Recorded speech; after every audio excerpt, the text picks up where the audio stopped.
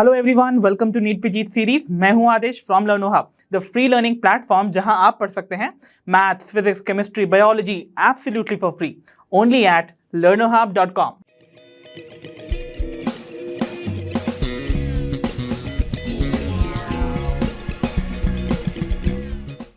तो बच्चों, आज के सेशन में हम डील करने जा रहे हैं हमारी class 11th NEET biology syllabus की लास्ट यूनिट यानी कि ह्यूमन फिजियोलॉजी के पहले चैप्टर को, that is digestion and absorption. तो बच्चों, आज के सेशन में इस चैप्टर से रिलेटेड सारे इंपॉर्टेंट कॉन्सेप्ट्स को हम डील करने वाले हैं। So without wasting much time, let's get started.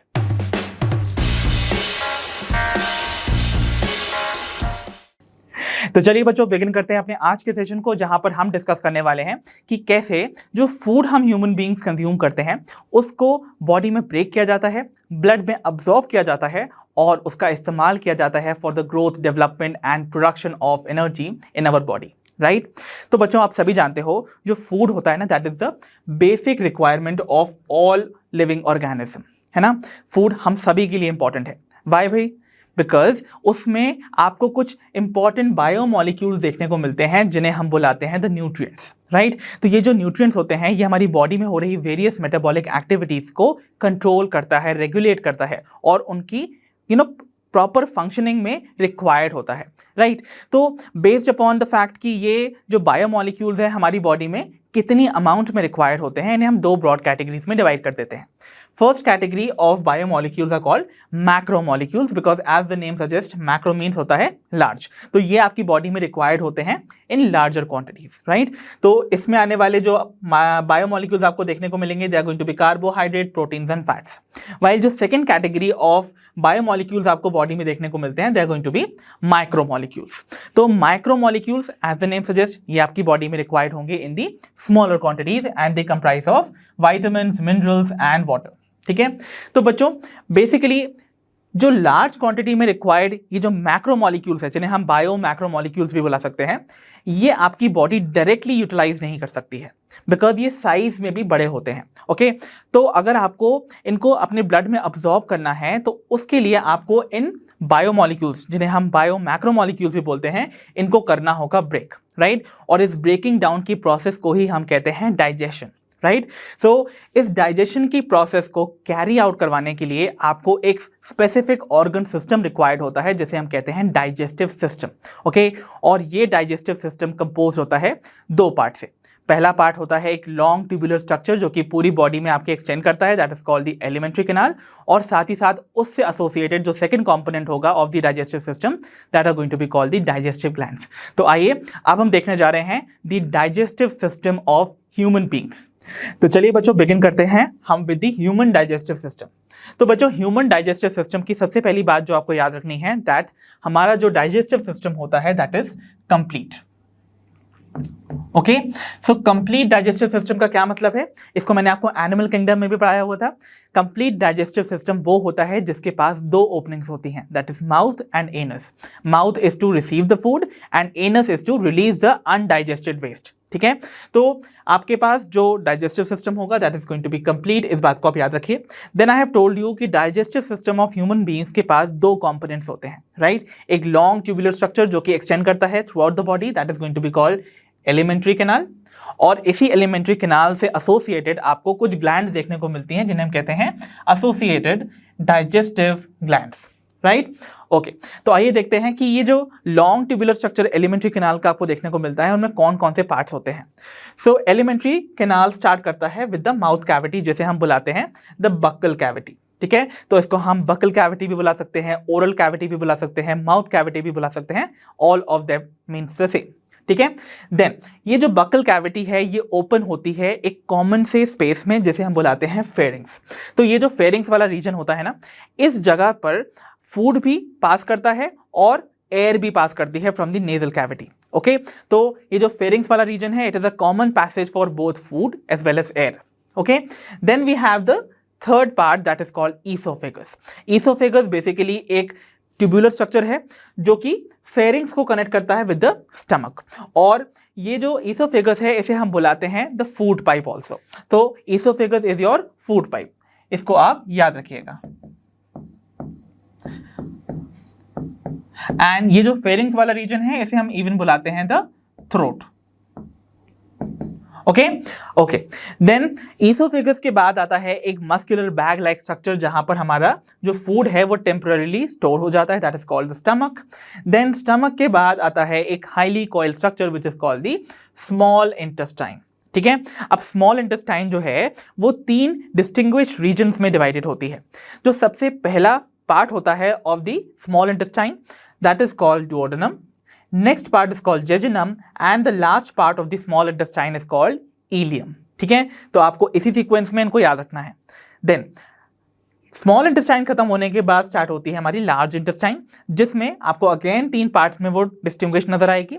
सबसे पहला पार्ट होता है एक ब्लाइंड सैक पोर्शन जिसे हम बुलाते हैं caecum, then we have colon and lastly rectum.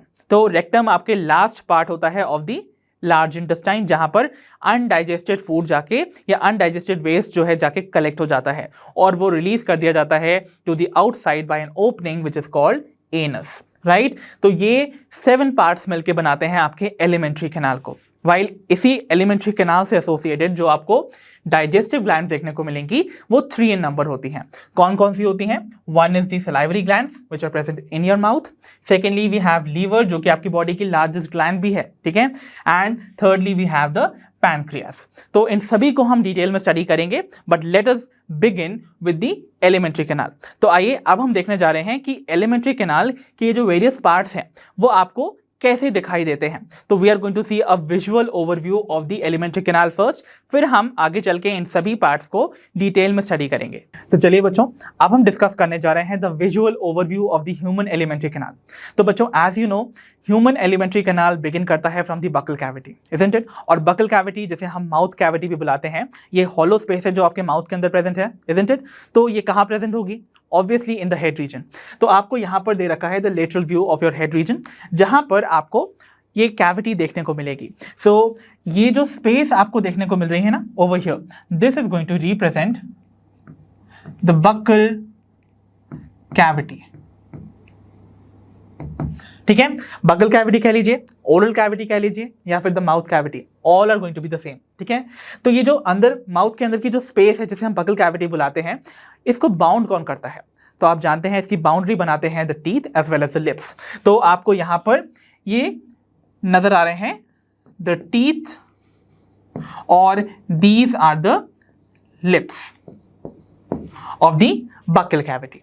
ठीक है, अब बकल कैविटी के फ्लोर की बात की जाए तो बकल कैविटी के फ्लोर पे आपको एक मस्कुलर ऑर्गन देखने को मिलता है जो कि बना होता है फ्रॉम दी वॉलंटरी मसल्स, जो आपके कंट्रोल में होती हैं, ऐसी मसल्स। तो this structure would be called the tongue. और बात की जाए इस बकल कैविटी के रूफ की, तो भाई अगर आप ट्राई भी कर सकते हैं कि अपनी टंग से अपने माउथ के ऊपर की जो रूफ होती है ना उसको टच करने की कोशिश कीजिए। आगे की तरफ आप फील करेंगे एक हार्डेंड स्ट्रक्चर आपको देखने को मिलता है, that structure is called the palate. ठीक है, तो वो जो हार्डेंड सा स्ट्रक्चर आपको रूफ पे देखने को मिलेगा, that is going to be the palate. तो माउथ कैविटी की रूफ बनाता है पैलेट और ये उसको सेपरेट कर देता है फ्रॉम द नेजल कैविटी। तो देखिए हमारे जो माउथ कैविटी है ना उसके ऊपर हमारा नेजल चेंबर भी प्रेजेंट है, तो ये जो नेजल कैविटी है उसको माउथ कैविटी से सेपरेट करके रखता है द पैलेट। तो ये था आपका नेजल कैविटी। ठीक है ना? ओके, तो आप देख रहे हैं ये हमारा बकल कैविटी है, the first part of the alimentary canal. ठीक है, अब ये जो बकल कैविटी है ये पोस्टीरियरली यानी कि पीछे की तरफ आप देखेंगे ये ओपन होता है एक कॉमन स्पेस में जिसे हम बुलाते हैं द फेरिंक्स, और सिंपली जिसे हम थ्रोट बुलाते हैं, राइट। तो ये फेरिंक्स जो रीजन आपको देखने को मिल रहा है ना, यहां पर देखिए बकल कैविटी भी ओपन हो रही है और नेजल कैविटी भी ओपन हो रही है। तो दोनों कैविटीज यहां पर ओपन हो रही हैं। दैट मींस फेरिंक्स एक ऐसा रीजन है जहां से फूड और एयर दोनों पास कर सकते हैं। So this is a passage for both food as well as air. ठीक है, तो ये जो फेरिंक्स वाला रीजन है आप देखेंगे नीचे की तरफ जाते पर ये 2 ट्यूबुलर स्ट्रक्चर्स में डिवाइडेड हो जाता है। तो देखिए ये फेरिंक्स वाला रीजन यहां पर 2 ट्यूबुलर स्ट्रक्चर में डिवाइड हो रहा है। ये जो एंटीरियरली प्लेस्ड ट्यूबुलर स्ट्रक्चर है ये है द ट्रेकिया, जिसे हम बुलाते हैं विंड पाइप। बट रिमेंबर ये आपके डाइजेस्टिव सिस्टम का पार्ट नहीं है। ठीक है, ये आपके रेस्पिरेटरी सिस्टम का पार्ट है। सो ट्रेकिया को मैंने सिर्फ इसलिए बता दिया ताकि आप इसको याद रख सकें कि ये एंटीरियरली प्लेस्ड होता है। जो पोस्टीरियर साइड पे आपको ट्यूबुलर स्ट्रक्चर देखने को मिल रहा है, that is the part of your alimentary canal, जो कि है the oesophagus. So this is the oesophagus, isn't it? Okay, तो अब आप ध्यान से देखिए, इस ट्रेकिया की जो ओपनिंग आपको नजर आ रही है, इस समय ये ओपन है, ठीक है। तो ये जो ओपनिंग होती है of the trachea, this is called the glottis. और इस ग्लॉटिस के ऊपर आप देखेंगे आपको एक फ्लैप लाइक स्ट्रक्चर देखने को मिल रहा है। ये जो फ्लैप लाइक स्ट्रक्चर प्रेजेंट होता है, इसे हम बुलाते हैं द एपीग्लॉटिस। तो एपी वर्ड का मतलब ही आप जानते हैं ना, अबव। तो ग्लॉटिस के ऊपर जो आपको फ्लैप लाइक कार्टिलेज का बना स्ट्रक्चर देखने को मिलता है, दिस इज कॉल्ड एपीग्लॉटिस। ये बेसिकली प्रिवेंट करता है फूड की एंट्री को इनटू द ट्रेकिया और द वेंट पाइप। तो जब हम सोलो कर रहे होते हैं ना, तो जो फूड हम सोलो करेंगे वो नीचे की तरफ जब पुश किया जाएगा टुवर्ड्स द फेरिंग्स, तो वो जाके इस एपीग्लॉटिस को ऐसे बंद कर देता है। ओके, तो ये एपीग्लॉटिस जब बंद होगा तो फूड डायरेक्टली ईसोफेगस में एंटर कर जाता है और आगे के एलिमेंट्री कैनाल के पार्ट्स में मूव ऑन कर जाता है, ठीक है। तो यहां तक आपने देखा basically the three parts of your alimentary canal, which is the buccal cavity, pharynx as well as the oesophagus, ठीक है।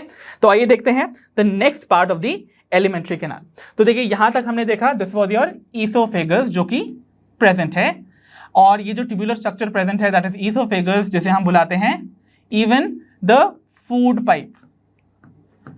तो ये जो फूड पाइप है ये जाके आपके फेरिंग्स वाले रीजन को कनेक्ट करता है with the muscular bag like structure, जिसे हम बुलाते हैं द स्टमक।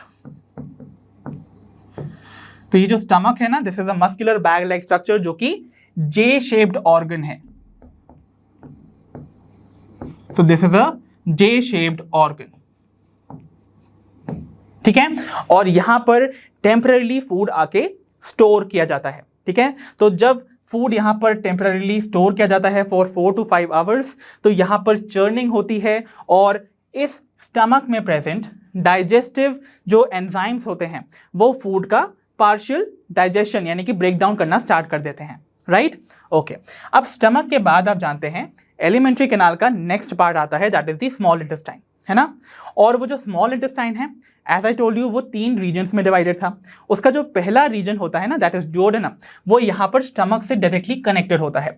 तो ये जो आपको सी शेप्ड स्ट्रक्चर देखने को मिल रहा है ना, this is the first part of your small intestine which is called duodenum. So this is duodenum, ठीक है। So this is the duodenum जो कि आगे जाके आप देखेंगे डिवाइडेड ओपन होता है into the next part of the small intestine, that is the jejunum. तो आइए देखते हैं the next part of the small intestine जो कि यहां पर बीच में प्रेजेंट होगा, the middle part, that is the jejunum. So this is the jejunum. And finally jejunum जो है वो ओपन होता है into the last part of the small intestine, that is connected to the large intestine. उस particular part को हम बुलाते हैं द इलियम। सो जो इलियम यहां पर आपको देखने को मिल रहा है, ये हाईली कॉइल्ड स्ट्रक्चर है जो कि कनेक्ट करता है स्मॉल इंटेस्टाइन को with the large intestine. Okay, तो अगर हम देखें लार्ज इंटेस्टाइन में आपको, जैसा कि मैंने बताया था, अगेन आपको 3 रीजन्स में डिवाइडेड नजर आता है द लार्ज इंटेस्टाइन, राइट। तो जो स्टार्टिंग वाला पोर्शन होता है ना लार्ज इंटेस्टाइन का, वो ऐसा ब्लाइंड सैक लाइक स्ट्रक्चर देखने को मिलता है, जिसके टिप पर आपको ऐसे फिंगर लाइक ऐसी प्रोजेक्शन देखने को मिलती है, जो कि रिप्रेजेंट करती है एक वेस्टिजियल ऑर्गन को, मतलब एक ऐसा ऑर्गन जिसने अभी अपना फंक्शन हमारी बॉडी में परफॉर्म करना लूज कर दिया है, राइट। तो उसका हमारी बॉडी में अभी कोई रोल नहीं है। सो पहली चीज, ये जो फर्स्ट पार्ट जो कि ब्लाइंड सैक की तरह नजर आता है ऑफ द लार्ज इंटेस्टाइन, ये कहलाता है the caecum. So this is the caecum, और सीकम से कनेक्टेड आपको ये जो फिंगर लाइक प्रोजेक्शन ऐसे प्रोट्रूड आउट करता हुआ नजर आ रहा है, this is the vermiform appendix. So let me mention that also. So this is vermiform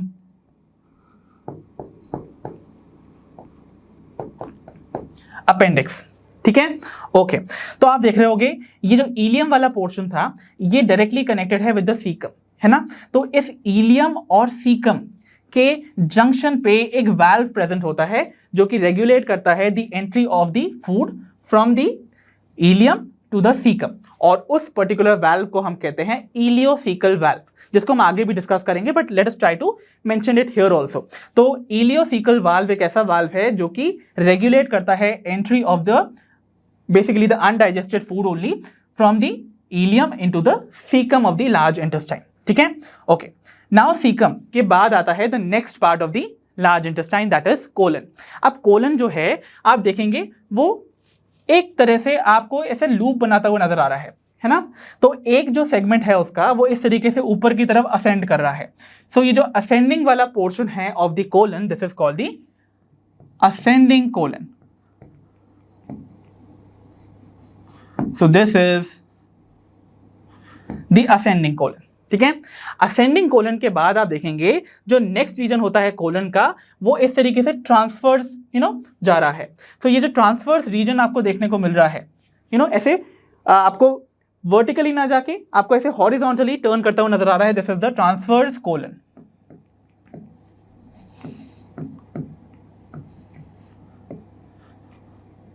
okay, and lastly जो आपको नेक्स्ट पोर्शन देखने को मिलेगा ऑफ द कोलन वो ऐसे नीचे की तरफ डिसेंड कर रहा है। This portion is called the descending colon. ठीक है, तो आपने कोलन में एक चीज देखी, आपको यहां पर ना कोलन के अंदर आपको इस तरीके से बीच में एक ग्रूव देखने को मिल रहा है। देखिए यहां पर ये जो ग्रूव आपको देखने को मिल रहा है ना, ये बेसिकली कुछ लॉन्गिट्यूडनल मसल्स का क्लस्टर है। ओके, तो इस क्लस्टर ऑफ लॉन्गिट्यूडनल मसल्स को हम बुलाते हैं टीनिया कोलाई। तो ये जो टीनिया कोलाई है ना, this is basically nothing but a cluster of longitudinal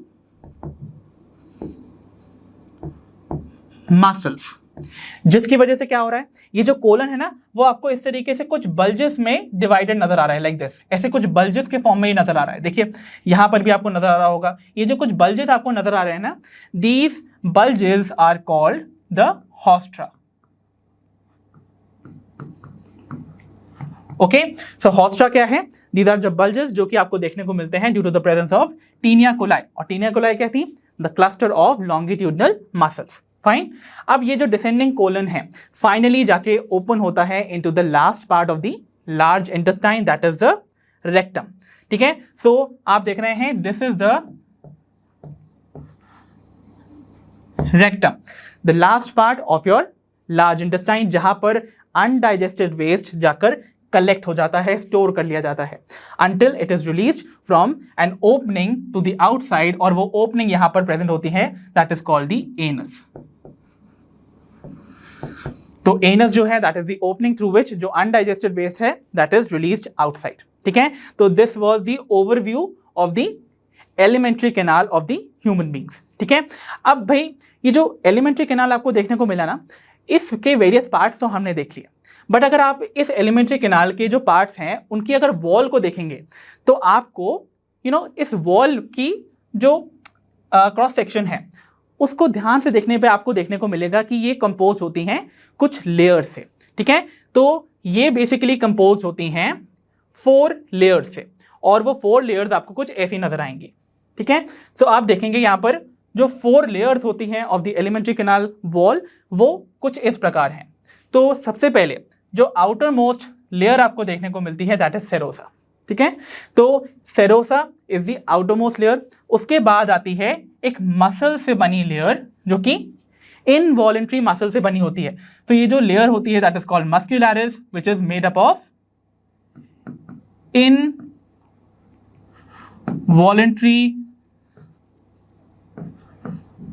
muscles, और इनवॉलेंट्री मसल्स को हम लोग स्मूथ मसल्स भी बुलाते हैं, ये आप जानते हैं। ठीक है, सो डोंट गेट कंफ्यूज्ड।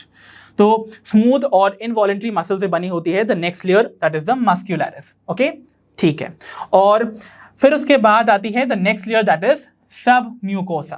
ठीक है, तो बेसिकली ये जो सब म्यूकोसा वाली लेयर है that is the third layer from outside to inside. तो इस सब म्यूकोसा की अगर बात की जाए तो ये बनी होती है from the loose connective tissue. Okay, and सबसे इनर मोस्ट जो लेयर आपको देखने को मिलती है of the wall of the alimentary canal, that is mucosa. ठीक है, तो this is the mucosa which is very close to the lumen of the alimentary canal. तो एलिमेंट्री कैनाल के अंदर की जो खाली स्पेस है ना, दैट इज, ये जो खाली स्पेस आपको देखने को मिल रही है, दिस रिप्रेजेंट्स द लूमेन। तो लूमेन को सराउंड कर रही एलिमेंट्री कैनाल की जो नेक्स्ट लेयर आपको देखने को मिल रही है in the wall would be the mucosa. तो अंदर से बाहर जाएं तो सबसे पहले पड़ेगी mucosa, then submucosa, then muscularis and finally the serosa. तो मस्क्यूलरिस के बारे में एक बात और ध्यान से याद रखिए, जो मस्क्यूलरिस है ना, उसकी आउटर जो लॉन्गिट्यूडनल वॉल्स हैं, देखिए आउटर वॉल पे आपको देखने को मिलेंगी कुछ लॉन्गिट्यूडनल मसल्स, लॉन्गिट्यूडनल मसल्स जो कि देखिए ऐसे एक्सटेंड कर रही हैं। तो अगर ये एलिमेंट्री कैनाल हमने ड्रॉ किया ना, तो ये जो मसल्स हैं ये ऐसे लॉन्गिट्यूडनली आ रही हैं, इनका आपको ऐसे क्रॉस सेक्शन देखने को मिल रहा है। ओके, तो these muscles are going to be called the longitudinal muscles. Okay, और कुछ ऐसी भी मसल्स हैं जो कि इनर साइड पे प्रेजेंट हैं which are circular in their appearance. तो these muscles are the circular. तो मस्कुलरिस जो लेयर होती है ना of the alimentary canal wall, उसकी आउटर लेयर बनी होती है फ्रॉम द लॉन्गिट्यूडनल मसल्स, और जो इनर लेयर बनी होती है that is from the circular muscles. ठीक है, तो आई होप आपको जो वेरियस वॉल की लेयर्स होती हैं ऑफ द एलिमेंट्री कैनाल वो भी समझ आई होंगी। देन अगर आप ध्यान से देखेंगे, जो म्यूकोसा की लेयर होती है ना, इसकी कुछ खासियत है। जो म्यूकोसा लेयर जो कि सबसे इनर मोस्ट लेयर थी ना ऑफ द एलिमेंट्री कैनाल, ये कुछ मॉडिफिकेशन शो करती है in the various parts of the alimentary canal. तो देखिए ये जो म्यूकोसा वाली लेयर है, ये स्टमक के अंदर अगर आप देखेंगे तो देखिए, अगर ये स्टमक की वॉल है तो स्टमक की वॉल में सबसे आउटरमोस्ट लेयर सेरोसा, देन उसके बाद मस्क्यूलरिस, देन सब म्यूकोसा। और देखिए ये जो म्यूकोसा है ना, वो इस तरीके से कुछ इररेगुलर फोल्ड्स डेवलप करती है। तो ये जो इररेगुलर फोल्ड्स आपको देखने को मिलते हैं in the stomach would be called the rugae. Okay, तो स्टमक के अंदर जैसे देखिए, नॉर्मली अगर आप जानते हैं स्टमक कुछ ऐसा सा अपीयर करता है ना। तो अगर ये स्टमक एम्प्टी है तो उसमें आपको ना ऐसे कुछ फोल्ड्स नजर आते हैं, कुछ irregular folds.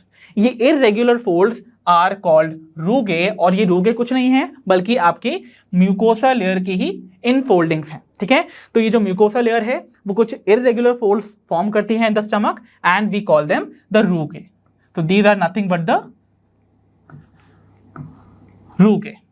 Fine, okay. While अगर आप देखेंगे स्मॉल इंटेस्टाइन में, तो स्मॉल इंटेस्टाइन में आपकी यही म्यूकोसा कुछ फिंगर लाइक प्रोजेक्शंस में डेवलप हो जाती है। देखिए ये जो आपको फिंगर लाइक प्रोजेक्शन देखने को मिल रहे हैं इन द वॉल और the inner wall of the small intestine would be called the villi. तो these are the intestinal villi. तो ये जो फिंगर लाइक प्रोजेक्शंस विलाई होते हैं ना, ये स्मॉल इंटेस्टाइन का सरफेस एरिया बढ़ा देती हैं for the absorption process to occur efficiently, क्योंकि स्मॉल इंटेस्टाइन में ज़्यादातर अब्जॉर्प्शन की प्रोसेस होती है और वो एफिशिएंटली हो सके तो उसके लिए आपको ज़्यादा से ज़्यादा सरफेस एरिया चाहिए, और उन सरफेस एरिया को बढ़ाने का काम कौन करता है? दीज इंटेस्टाइनल विलाई, जो कि अगेन सिर्फ म्यूकोसा का ही मॉडिफिकेशन है। तो म्यूकोसा की जो लेयर है the inner most layer of the alimentary canal, वो मॉडिफिकेशन करके स्टमक में बनाती है द रूगे, द इरेगुलर फोल्ड्स, और स्मॉल इंटेस्टाइन में फॉर्म करती है the finger like projections called the villi. So I hope now you have got the visual overview of the alimentary canal. अब हम चल सकते हैं with the each part of the alimentary canal in detail. तो चलिए बच्चों, अब हम quickly brief कर लेते हैं details about the various parts of the alimentary canal. So we are beginning with the very first part, that is the buccal cavity, right? तो buccal cavity कह लीजिए या फिर इसको आप oral cavity या mouth cavity कुछ भी बुला सकते हैं। और मैंने आपको बता ही रखा है कि इसकी बाउंड्री को बाउंड करके रखते हैं two structures which are going to be the lips as well as the teeth. ठीक है, और इवन आप एक बात और भी ध्यान दे सकते हैं, जो आपके लिप्स और टीथ है ना, उनके बीच में एक नैरो सी स्लिट प्रेजेंट होती है। ओके, तो वो जो बीच की स्पेस खाली होती है ना between your lips as well as the teeth, वो कहलाती है द वेस्टिब्यूल। ठीक है, तो वेस्टिब्यूल क्या है? This is a narrow slit between the lips and the teeth. Okay, तो अगर आप यहां भी देखेंगे तो ये आपके लिप्स हैं और ये टीथ हैं, तो ये लिप्स और टीथ के बीच में आपको जो ये स्पेस देखने को मिल रही है ना, empty space, this is going to represent the vestibule. Okay, okay, so as I told you before also, buccal cavity की जो रूफ होती है that is formed by a structure called the palate. ठीक है, तो ये बकल कैविटी है आपकी, this is the oral cavity, isn't it? तो इस ओरल कैविटी के ऊपर आपको जो रूफ देखने को मिल रही है, this roof is going to be called the palate. तो इस रूफ का जो एंटीरियर पोर्शन है, यानी कि जो माउथ की तरफ फेस कर रहा है, this anterior portion of the buckle cavities roof is called the hard palate. ये हार्ड होता है, okay, so this is the hard palate. और जो पोस्टीरियर पोर्शन होता है इस पैलेट का, वो सॉफ्टन हो जाता है, so we call it the soft palate. और इस सॉफ्ट पैलेट का कुछ हिस्सा आपको पीछे की तरफ लटकता हुआ नजर आता है, तो this is the hanging portion of the soft palette, जिसे हम बुलाते हैं द यूव्यूला। ओके, सो आगे वाली स्लाइड में मैं आपको यूव्यूला कैसा दिखता है फ्रॉम द एंटीरियर व्यू वो आपको दिखाने की कोशिश करूंगा, बट अभी के लिए आप इतना याद रखिए कि सॉफ्ट पैलेट पीछे की तरफ जाके पोस्टीरियरली आप कहेंगे हैंग कर रहा है, and we call that hanging portion of the soft palate as the uvula. So it is the posterior part of the soft palate that hangs into the throat region or the pharynx region. ठीक है, तो throat को हम pharynx भी बुलाते थे, right? Okay, so that is called uvula. और buccal cavity जो आपके माउथ के अंदर की स्पेस है ना, that has basically two main structures which are the tongue जो कि floor of the mouth cavity पे present होगा, और teeth जो कि surround करके रख रहे हैं दी बकल कैविटी और द माउथ कैविटी। तो आइए इन दोनों स्ट्रक्चर्स को हम डिटेल में स्टडी करने की कोशिश करते हैं। तो चलिए बच्चों, अब हम डिस्कस करने जा रहे हैं the very first part of the buccal cavity, that is going to be the tongue. तो टंग क्या है बच्चों? टंग बेसिकली एक मस्कुलर ऑर्गन है जो कि फ्रीली मूवेबल है। मस्कुलर ऑर्गन भाई ऐसा ऑर्गन जो मसल से मिलकर बना है, और मसल भी कैसी? वॉलेंट्री मसल्स से। तो आप जानते हैं वॉलेंट्री मसल्स क्या होती हैं? जो आपके कंट्रोल में होती हैं, isn't it? So they are going to be voluntary muscles, तभी तो ये freely movable है, because ये हमारे कंट्रोल में है, isn't it? Okay, तो टंग जो है वो कहाँ प्रेजेंट होती है? On the floor of the buccal cavity, isn't it? तो buccal cavity के फ्लोर से टंग को अटैच कौन करा के रखेगा? Obviously a thin fold of skin, जिसे हम बुलाते हैं फ्रेन्यूलम। तो आप इसको मिरर में ऑब्जर्व भी कर सकते हैं। अगर आप अपनी टंग को पीछे की तरफ ऐसे रोल करें, ओके, तो देखिए आप अपनी टंग को ऐसे पीछे की तरफ रोल करेंगे तो आप देखेंगे नीचे की तरफ आपको ना एक थिन फोल्ड ऑफ स्किन देखने को मिलती है, दैट इज कॉल्ड फ्रेन्यूलम, जो कि अटैच करके रखती है आपके टंग को to the floor of the buccal cavity. ठीक है, और इवन याद है मैंने आपको बोला था पिछली स्लाइड में कि जो सॉफ्ट पैलेट है उसका जो सबसे पोस्टीरियर मोस्ट हिस्सा है वो पीछे की तरफ जाके हैंग कर रहा है, दैट पोर्शन वाज कॉल्ड यूव्यूला। तो ये है वो यूव्यूला जिसको हम एंटीरियर व्यू से जब देख रहे हैं ना, आगे से देख रहे हैं, तो आपको कुछ ऐसा लटकता हुआ ऐसा नजर आता है, दिस इज द यूव्यूला।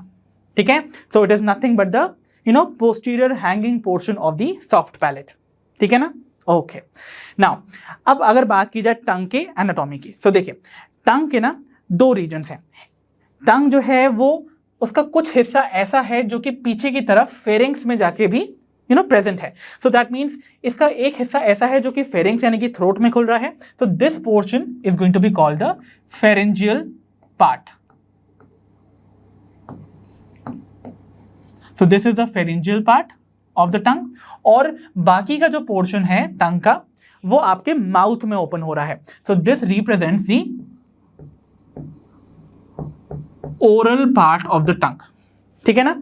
सो हम ओरल पार्ट पे फोकस रखेंगे अपना। ठीक है, सो अगर आप ओरल पार्ट को देखते हैं टंग के, तो आप देखेंगे इसके अपर सरफेस में ना कुछ ऐसे प्रोजेक्शंस नजर आते हैं। ये जो प्रोजेक्शंस आपको नजर आ रहे हैं ना, these projections are called papillae. Okay, तो ये जो प्रोजेक्शंस हैं दे आर कॉल्ड पैपिले। अब इनमें से कुछ ही ऐसे पैपिले होते हैं जिनमें टेस्ट बड्स प्रेजेंट होती हैं। ठीक है, और taste buds are responsible for perceiving the taste, है ना? तो टेस्ट को फील करवाने में, परसीव करवाने में जो स्ट्रक्चर्स प्रेजेंट होते हैं they are going to be the taste buds, जो कि इनमें से कुछ पैपिले में प्रेजेंट है। और यूजुअली वो जो पैपिले टेस्ट बड्स को पोजेस कर रहे हैं they are present on the peripheral region. Mostly आपको जो सेंटर वाला पोर्शन है ना, यहाँ पर ज्यादा टेस्ट बड्स देखने को नहीं मिलेंगी। ठीक है, तो देखिए जो सॉल्टी और स्वीट टेस्ट होता है, उसके परसेप्शन के लिए जो टेस्ट बड्स हैं they are going to be present mostly on the anterior side. ठीक है, खास करके स्वीटनेस के लिए तो बिल्कुल एंटीरियर मोस्ट पोर्शन पे, वाइल सॉल्टीनेस के लिए आप कह सकते हो एंटीरियर लेटरल पोर्शन पे, ठीक है। तो यहां पर सॉल्टीनेस के आपको टेस्ट बड्स देखने को मिल सकती हैं, ठीक है। तो just anterior most portion would be sweetness, anterior but lateral also, that means antero lateral position पे आपको सॉल्टीनेस के लिए भी टेस्ट बड देखने को मिलेंगी, एंड पोस्टेरो लेटरल साइड यानी कि पोस्टीरियर यानी कि पीछे की तरफ और लेटरल मीन साइड्स में, तो posterior sides but plus lateral sides में आपको देखने को मिलेंगी सारनेस के परसेप्शन की टेस्ट बड्स, फाइन। और जो पोस्टीरियर मोस्ट रीजन है, ये वाला region of the oral part of the tongue, उसमें प्रेजेंट है the taste buds for the perception of bitter taste, ठीक है। तो बिटर टेस्ट को परसीव करने के लिए जो टेस्ट बड्स हैं, they are going to be present on the posterior most portion of the oral part of the tongue, ठीक है। सो अपर सरफेस पे क्या प्रेजेंट थे भाई, कुछ प्रोजेक्शन जिन्हें हम बुलाते हैं पैपिले, और उनमें से कुछ ही के पास होती हैं द टेस्ट बड्स, ठीक है। तो कौन कौन सी टेस्ट बड्स किस किस टेस्ट को परसीव करने में हेल्प करती हैं, उनकी पोजीशंस मैंने आपको बता ही दी है, राइट, ओके।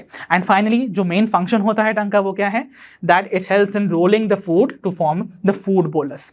तो जो टंग है ना, वो बेसिकली जब हम फूड को चू करते हैं with the help of our teeth, उसका ब्रेक डाउन होता है, तो उसको ये सलाइवा के साथ मिक्स करने के बाद उनको रोल करती जाती है। तो टंग कंटिन्यूसली रोल करती है और फूड को रोल करने के बाद एक बॉल लाइक स्ट्रक्चर के फॉर्म में कन्वर्ट कर देती है, that is called the food bolus. Okay, so I hope now you got the entire concept of the tongue very clear.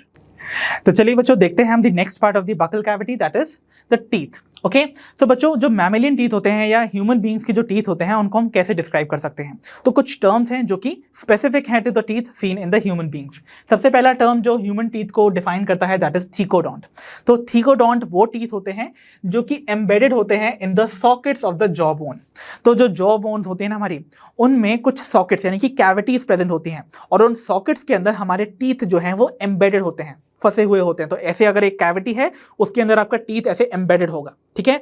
तो इस टाइप के टीथ को हम कहते हैं द थीकोडोंट डेंटेशन, ठीक है। तो देखिए यहां पर आप देख रहे हो ना, ये आपके जॉ के सॉकेट्स है। इन सॉकेट्स में आपके ये जो टीथ है ना, दे आर एम्बेडेड, ठीक है। तो इसमें ऐसे फंसे हुए होते हैं, ओके, ठीक है। देन सेकेंड टर्म जो डिफाइन करता है ह्यूमन टीथ को, दे आर डायफायोडोंट। सो डायफायोडोंट मतलब क्या होता है, यहां पर आप देखेंगे ह्यूमन बींग्स के केस में आपको दो सेट ऑफ टीथ इरप्ट करते हुए नजर आते हैं इन देयर लाइफ टाइम, ठीक है। उन दो सेट ऑफ टीथ को हम अलग अलग नाम से बुलाते हैं। जो पहला सेट ऑफ टीथ है उन्हें हम बुलाते हैं द मिल्क टीथ, या फिर इनको हम डेसिडुअस टीथ भी बुलाते हैं, बिकॉज ये आगे जाके झड़ जाते हैं, राइट। सो इनका दूसरा नाम क्या है, डेसिडुअस टीथ, ओके। और जो सेकंड सेट ऑफ टीथ हैं जो कि आते हैं after these milk teeth fall of, उनको हम बुलाते हैं द परमानेंट टीथ। तो यानी कि ये परमानेंट रहते हैं। तो टोटल आपके पास कितने टीथ आते हैं इन द मिल्क टीथ और द डेसिडुअस टीथ, तो आपको याद रखना है मिल्क टीथ जो ह्यूमन बींग्स के अंदर देखे गए हैं, दोज आर 20 इन नंबर। तो milk teeth would be 20 in number, और ये यूजुअली आपको देखने को मिलते हैं in children up till the age of 5 years और 6 years, right. And from the age of 6 to 12 years आप देखेंगे इनके मिल्क टीथ जो हैं वो झड़ना स्टार्ट हो जाते हैं, and they are replaced by the permanent teeth जो कि टोटली होते हैं 32 इन नंबर, ठीक है। So this is what diphyodont means to have two set of teeth in the life cycle, okay. Thirdly जो टर्म आपकी ह्यूमन बीइंग के teeth को डिफाइन करता है, दैट इज हेटेरोडोंट। तो हेटेरो वर्ड का मतलब तो आप सभी जानते हो, that means what, means different. मतलब आपके पास जो टीथ प्रेजेंट है, यानी कि हम ह्यूमन बींग्स के पास जो टीथ प्रेजेंट हैं, they are all of different types, ठीक है। सारे डिफरेंट टाइप्स के होते हैं, different shapes to perform different functions. तो 4 डिफरेंट टाइप के टीथ आपको देखने को मिलेंगे ह्यूमन डेंटेशन में। कौन कौन से हैं वो, सबसे पहले हैं द इंसाइजर्स, जो कि किस लिए रिस्पॉन्सिबल होते हैं, they are responsible for biting the food, है ना। तो इंसाइजर्स देखने को मिलते हैं आपको, केनाइन्स देखने को मिलते हैं जो कि टेयरिंग में हेल्प करते हैं फूड की, then premolars and molars जो कि ग्राइंडिंग में हेल्प करते हैं फूड को, ठीक है। So these are going to be the 4 different type of teeth. तो आपको देखने को मिल रहे हैं यहाँ पर इंसाइजर्स, है ना, then canines, premolars and molars, fine. And lastly एक चीज और जो हम डिफाइन कर सकते हैं regarding the human teeth would be a term called buenodont. देखिए, आप ध्यान से अगर देख पा रहे हो मोलर्स को और प्रीमोलर्स को, इनके सरफेस पे ना आपको ऐसे कुछ कस्प देखने को मिल रहे हैं, ऐसे कुछ उभार देखने को मिल रहे हैं, isn't it? तो ये जो कस्प पोजेसिंग टीथ होते हैं, they are called buenodont. Okay, तो premolars and molars they are with blunt cusps. Okay, तो ये जो कस्प है ना, they are not very sharp, they are blunt. Okay, so इस टाइप के डेंटेशन में टीथ जो पाए जाते हैं, they are called bunodont, right? तो I hope you have got all the basic terms जो कि डिफाइन करते हैं ह्यूमन टीथ को. आइए देखते हैं कुछ और important points regarding the teeth. तो बच्चों, हमारा नेक्स्ट टर्म है द डेंटल फॉर्मूला. तो बच्चों, डेंटल फॉर्मूला क्या सिग्निफाई करता है? तो डेंटल फॉर्मूला हमें बताता है कि हमारे अपर और लोअर जॉ के हाफ पोर्शंस में टीथ का अरेंजमेंट कैसा होता है. So it tells us the arrangement of teeth in the half of the upper and the lower jaw. तो आप जानते हैं आपके पास दो जॉज होते हैं ना, अपर एंड द लोअर जॉ. तो अपर और लोअर जॉ के हाफ पोर्शंस में टीथ कैसे अरेंज हो रहे हैं, तो आप जानते हैं ना. देखिए, स्टार्टिंग में आपको देखने को मिलते हैं the incisors, then we have canines, then we have premolars and lastly we have the molars. Similar आपको लोअर जॉ में भी देखने को मिलेगा. You will have incisors, then you will have canines, then premolars and lastly the molars. तो arrangement तो कुछ ऐसे ही है ना. तो इसी अरेंजमेंट को हमको डेंटल फॉर्मूला के फॉर्म में बताना होता है. और डेंटल फॉर्मूला में याद रखिएगा, हम हाफ ऑफ द जॉ को ही कंसिडर करते हैं, चाहे वो अपर जॉ हो या फिर लोअर जॉ. ठीक है, तो अरेंजमेंट कुछ ऐसे ही बताना है आपको, IC, PM and M. Okay, तो देखिए, फर्स्टली हम कंसिडर करेंगे मिल्क टीथ को. मिल्क टीथ ऑब्वियसली चिल्ड्रन में देखे जाते हैं, 20 इन टोटल होते हैं ना. So you know these are going to be 20 in number. तो इसका मतलब अपर और लोअर जॉ में अगर इनको इक्वली डिस्ट्रीब्यूट किया जाए तो इसका मतलब अपर जॉ में भी 10 टीथ होंगे और लोअर जॉ में भी 10 टीथ होंगे. ठीक है, बट डेंटल फॉर्मूला को कंसिडर करते टाइम हम half of the upper and lower jaw को कंसिडर करेंगे. दैट मीन्स ये जो टीथ का टोटल नंबर है बोथ द जॉज वो भी रिड्यूस हो जाएगा to half. That means that will become 5/5. Isn't it? तो जब हम देखते हैं वेरियस टीथ की presence in the half of the both upper and lower jaw, तो आप देखेंगे यहाँ पर जो डेंटल फॉर्मूला आता है that comes to 2102/2102. That is यहाँ पर प्रेजेंट होते हैं 2 incisors, 2 canines, no premolar. That means यहाँ पर कोई भी प्रीमोलर नहीं होगा in case of children, and 2 molars. ठीक है, तो मोलर्स यहाँ पर 2 होंगे. That makes it 2. देखिए यहाँ पर 2 + 1 is 3 एंड 2 is 5. तो यहाँ पर 5/5 का अरेंजमेंट देखने को मिलता है. दैट मीन्स जो अपर जॉ है उसके हाफ में और लोअर जॉ उसके हाफ में, दोनों में आपको 5/5 टीथ देखने को मिलेंगे. तो कंप्लीट जॉ की बात की जाए अपर जॉ की, तो that becomes 5 × 2, and lower jaw की भी बात की जाए कंप्लीट लोअर जॉ की, that becomes 5 × 2 again. That makes it 10/10. That is upper jaw में भी 10 टीथ और लोअर जॉ में भी 10 teeth. That is 20 teeth in total. ठीक है, similarly when we talk about the permanent teeth. ठीक है, तो परमानेंट टीथ आपको देखने को मिलते हैं द अडल्ट ह्यूमन बींग्स, है ना, जो कि आते हैं after these milk teeth fall of. तो आपको टोटल देखने को मिलते हैं 32 परमानेंट टीथ, है ना. और अगर इनको हम अपर और लोअर जॉ में इक्वली डिस्ट्रीब्यूट करें, so that makes it to 16 in the upper jaw and 16 in the lower jaw. But dental formula में half of the jaw consider करेंगे हम. दैट मीन्स आपके पास टोटल जब डेंटल फॉर्मूला बनाएंगे तो अपर जॉ लोअर जॉ में 8 टीथ आने चाहिए, है ना, इन द डेंटल फॉर्मूला. तो दैट कम्स टू 2123/2123. तो देखिए यहाँ पर 2 incisors would be present, same like the children.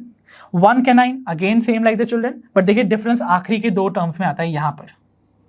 Okay, पहली चीज, चिल्ड्रन में एक भी प्रीमोलर प्रेजेंट नहीं था. But when it comes to adult, यहाँ पर आपको 2 प्रीमोलर देखने को मिलेंगे, है ना. और यहाँ पर अडल्ट में आपको 3 मोलर्स देखने को मिलते हैं. वाइल चिल्ड्रन की बात की जाए तो आपको देखने को मिलते थे 2 मोलर्स. दैट मीन्स जो 3rd मोलर प्रेजेंट होता है in the adult human being, that is absent in the children. Okay, तो 3rd मोलर की एब्सेंस है यहाँ पर, और साथ ही साथ जो 2 प्रीमोलर्स अडल्ट में प्रेजेंट है वो भी एब्सेंट है. तो इन टोटल अगर बात की जाए तो आपको टोटल 12 टीथ की एब्सेंस नजर आती है. तो देखिए, मैंने आपको जब बोला था ह्यूमन टीथ की डेंटेशन के बारे में, तो एक टर्म बताया था दैट वाज डायफायोडोंट, है ना।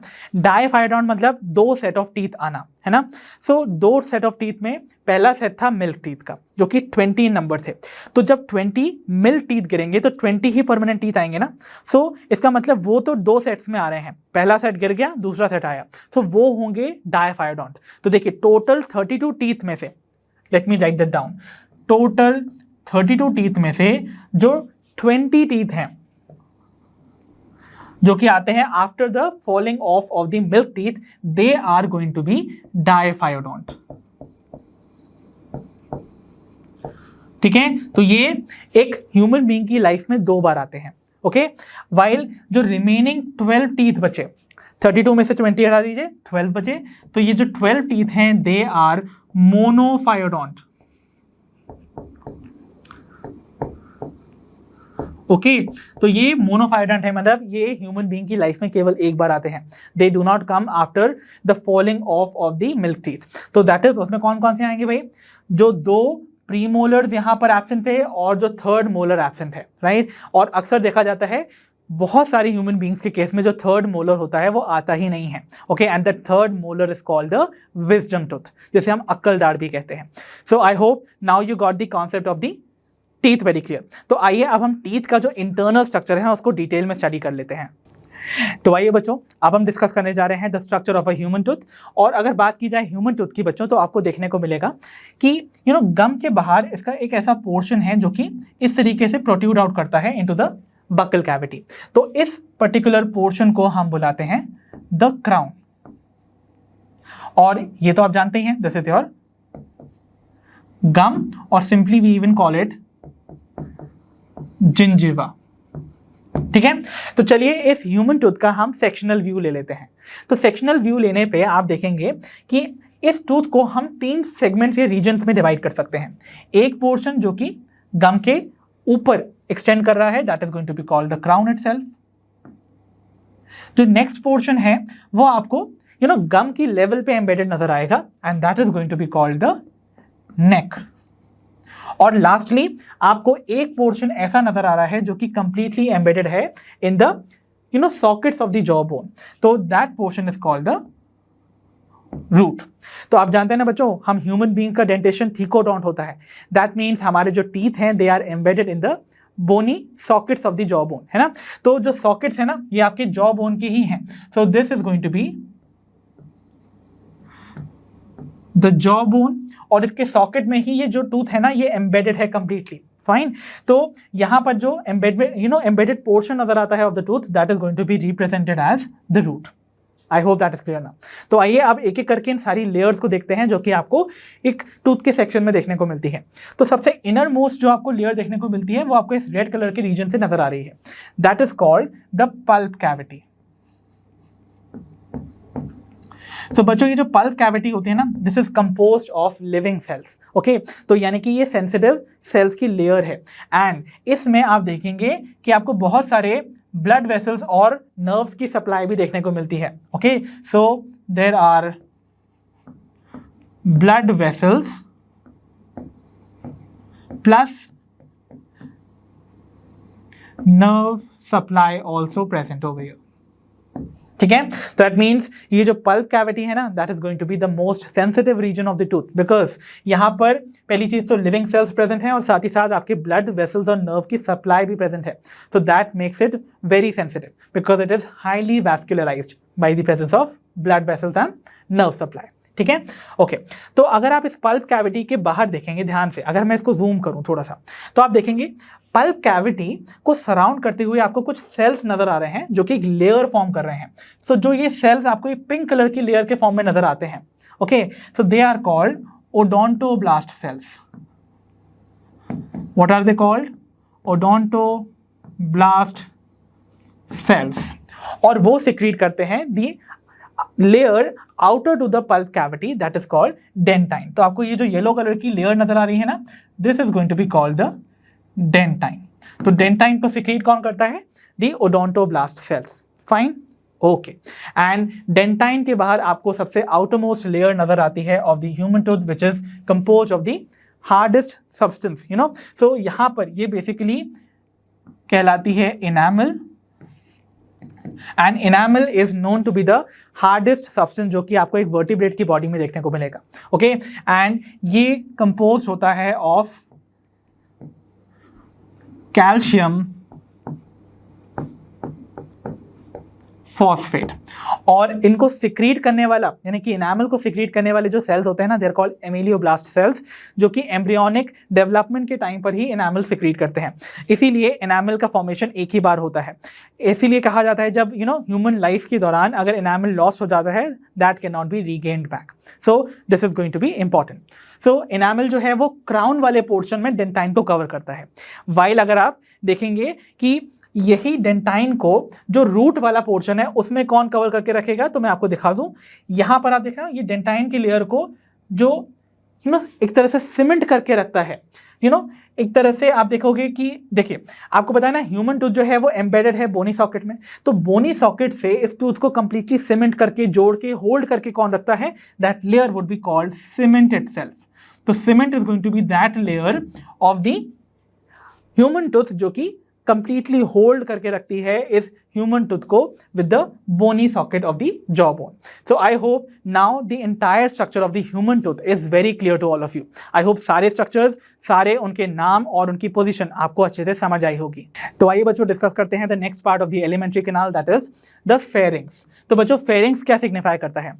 फेरिंग्स सिग्निफाई करता है एलिमेंट्री कैनाल का वो हिस्सा जिसके थ्रू एयर और फूड दोनों ही पास कर सकते हैं। That means it serves as a common passage for food and air to pass through. ठीक है ना? ओके, तो आखिरकार ये फेरिंग्स प्रेजेंट कहाँ होता है? सो आई होप यू रिमेंबर कि बकल कैविटी और नेजल कैविटी का जो पोस्टीरियर हिस्सा है यानी कि पीछे की तरफ वाला हिस्सा है वो जाके एक कॉमन पैसेज में खुलता है, isn't it? And that was pharynx. So देखिए ये आपको दिख रही है द बकल कैविटी, है ना? तो ये है बकल कैविटी, और बकल कैविटी, इस कैविटी के ऊपर आपको देखने को मिलती है द नेजल कैविटी जिसके थ्रू एयर अंदर आती है ना, when we inhale. So nasal cavity और बकल कैविटी को सेपरेट कौन करता था? The palate. तो याद है ना, पैलेट जो है वो बकल कैविटी का रूफ बनाता है। बट अगर हम बात करें नेजल कैविटी की, तो नेजल कैविटी के ये नीचे प्रेजेंट है, that means it is forming the floor of the nasal cavity, है ना? ओके, तो पैलेट जो है वो नेजल कैविटी और बकल कैविटी को सेपरेट कर देता है। दैट मींस यहां पर जो एयर और फूड है उनकी मिक्सिंग नहीं हो पाती है। बट पीछे की तरफ जाते टाइम आप देखेंगे ये जो आपका बकल कैविटी है ये एक हिस्से में ओपन होता है, और ये देखिए आपकी नेजल कैविटी भी एक कॉमन हिस्से में ओपन होती है। दैट मीन्स ये जो कॉमन हिस्सा है जो कि बन रहा है by the opening of the nasal and the buccal cavity, that is going to be representing the pharynx. Okay, तो बेस्ड अपॉन द फैक्ट कि फेरिंग्स का जो कॉमन रीजन है वो कहाँ प्रेजेंट है, उसको हम तीन तरीके से डिवाइड कर सकते हैं। तो बात की जाए अगर तीन रीजन्स की of the pharynx, so they are going to be oropharynx, nasopharynx and laryngopharynx. तो सबसे पहले बात करते हैं ओरोफेरिंग्स की।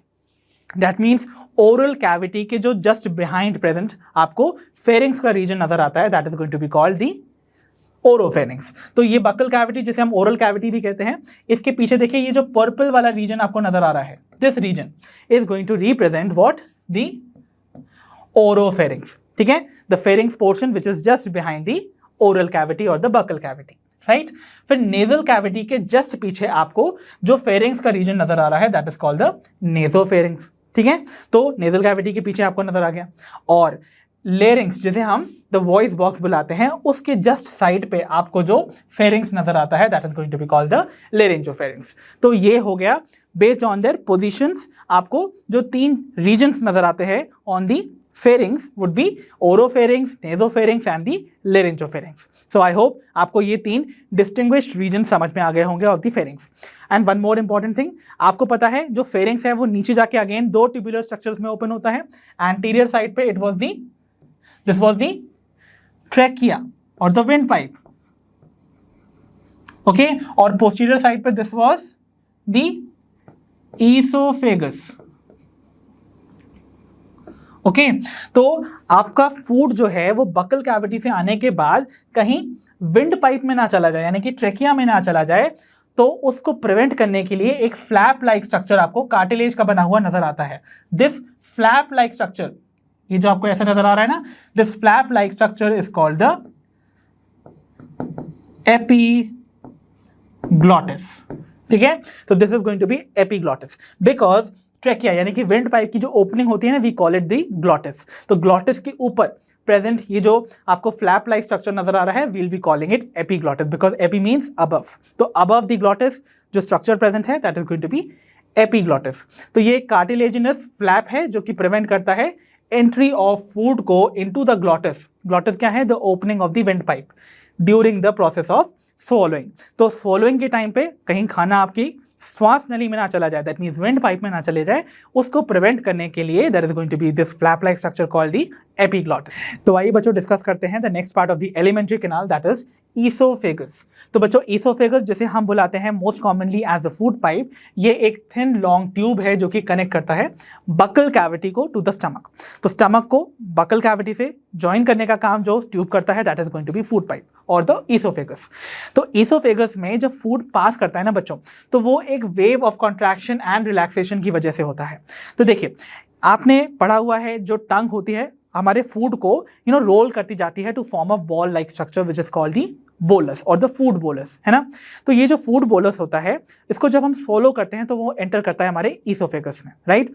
अब ईसोफेगस में जिस जिस जगह पर ये फूड बोलस पहुंचेगा उस जगह पर ईसोफेगस की जो वॉल है वो रिलैक्स हो जाएगी, राइट। तो देखिए यहाँ पर आप देख रहे हो ये जो फूड बोलस है अभी इस समय इस पोजीशन पे प्रेजेंट है। तो देखिए इस तरफ की जो वॉल है ओके ऑफ द ईसोफेगस वो रिलैक्स्ड है, वाइल जो ऊपर और नीचे की आपको वॉल देखने को मिल रही है ईसोफेगस की दे आर कॉन्ट्रैक्टेड। जैसे ही ये फूड बोलस नीचे की तरफ मूव करेगा, देखिए यहां पर आ गया, तो ओरिजिनली जो रिलैक्स्ड वॉल थी ईसोफेगस की वो वापस से कॉन्ट्रैक्ट कर जाएगी और यहां पर जो कॉन्ट्रैक्टेड वॉल थी वो वापस रिलैक्स कर जाएगी। ओके सिमिलरली जब ये और आगे बढ़ेगा तो यहाँ वाली जो रिलैक्स्ड वॉल थी वो वापस कॉन्ट्रैक्ट हो जाएगी और नीचे वाली जो आपकी वॉल थी वो जो कॉन्ट्रैक्टेड थी वो वापस रिलैक्स हो जाएगी। तो इस तरीके से देखिए आपको यहाँ पर कॉन्ट्रैक्शन रिलैक्सेशन कॉन्ट्रैक्शन रिलैक्सेशन की आपको जो वेव देखने को मिलती है जो कि फूड बोलस को नीचे पुश करती जाती है through the oesophagus would be called the peristalsis. So peristalsis is a name given to the wave of contraction and relaxation in the oesophageal wall जो कि कॉज करता है movement of the food bolus को। Fine, okay. And even one more thing, oesophagus की जो inner lining है ना उसमें आपको कुछ म्यूकस सिक्रीटिंग ग्लैंड्स भी देखने को मिलती हैं जो कि म्यूकस सिक्रीट करती हैं। अब म्यूकस क्या करता है? लुब्रिकेट कर देता है ईसोफेगस की इनर लाइनिंग को, या फिर आप कह सकते हो मॉइस्चर कर देता है, जिसकी वजह से जो फूड बोलस है वो इजीली पास ऑन कर जाता है into the stomach, right. Okay, और ईसोफेगस के दोनों जो एंड्स होते हैं ना they are guarded by some sphincter muscles. Okay, अब स्फिंक्टर मसल्स क्या हैं? स्फिंक्टर मसल्स कुछ आप कह सकते हो सर्कुलर मसल्स हैं, इनवॉलंटरी नेचर, आपके कंट्रोल में नहीं है ये। So they are going to be involuntary circular muscles जो कि ईसोफेगस की दोनों ओपनिंग्स को गार्ड करती हैं। तो ईसोफेगस की स्टार्टिंग में भी आपको एक स्फिंक्टर मसल देखने को मिलेगी that is called upper oesophageal sphincter, और ईसोफेगस की एंडिंग में जब वो एंड करता है इनटू द स्टमक वहां पर भी आपको एक स्फिंक्टर मसल देखने को मिलेगी which is called the lower oesophageal sphincter, या जिसे हम कॉमनली कार्डियक स्फिंक्टर भी बुलाते हैं। तो let me try to show that to you. So let suppose this is the oesophagus okay and the stomach. तो आप जानते हैं ईसोफेगस के बिगिनिंग में भी आपको यहां पर कुछ स्फिंक्टर मसल देखने को मिलेंगी, ठीक है। They are going to be called the upper oesophageal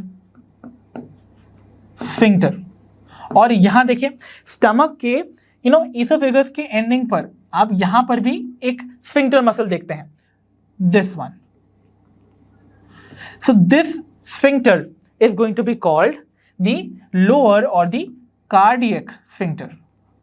सो इसको कार्डियक स्फिंक्टर क्यों बुलाते हैं? पहली चीज, आगे जब आप स्टमक का स्ट्रक्चर पढ़ेंगे ना तो आप देखेंगे स्टमक का जो बॉडी होती है वो 3 या 4 मेजर रीजन्स में डिवाइडेड है। तो स्टमक जो है ऊपर वाला हिस्सा उसका फंडस कहलाता है, और ये जो पोर्शन आपको नजर आ रहा है ना जिसके सामने ईसोफेगस ओपन हो रहा है, this portion is called cardia. तो कार्डिया के सामने खुलने वाला जो स्फिंक्टर है that is called the cardiac sphincter. और स्टमक के इस हिस्से को हम कार्डिया क्यों बुलाते हैं? Because it is very close to the heart. ठीक है, इसीलिए ये है द कार्डियक स्फिंक्टर और द लोअर ईसोफेजियल स्फिंक्टर। तो ईसोफेगस की ओपनिंग्स को गार्ड करने वाली आपको स्फिंक्टर मसल देखने को मिलेंगी, the upper as well as the lower oesophageal sphincter. So I hope now you got the entire concept of the oesophagus also very clear. आइए अब हम देखते हैं the next part of the alimentary canal, that is stomach.